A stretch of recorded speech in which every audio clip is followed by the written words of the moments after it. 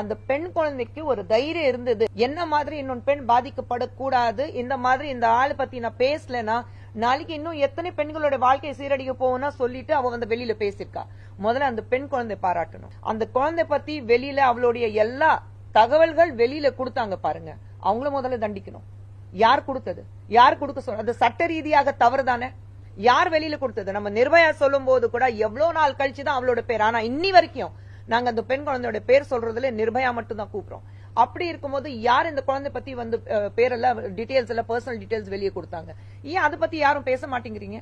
பேர் கொடுத்தாச்சு, அது யாரும் பேசினாங்க. இது பாஜக, அதிமுக, திமுக, வேற ஏதோ கட்சி எல்லாமே கலந்து நீங்க சண்டை போட்டுட்டு இருக்கீங்க. நான் தயவு செஞ்சு இது பொலிட்டிக்கல் பிரச்சனை ஆக்காதீங்க. பெண்களுக்கு எந்த மாநிலம் இருந்தாலும் பெண்களுக்கு ஒரு பிரச்சனை நடக்கும் போது அது ஃபுட்பால் மாதிரி, கால்பந்து மாதிரி இங்க தூக்கி வீசி அங்க தூக்கி வீசி அவளை வந்து இன்னும் கேவலப்படுத்த வேண்டாதான் நான் என்னுடைய வேண்டுகோள்.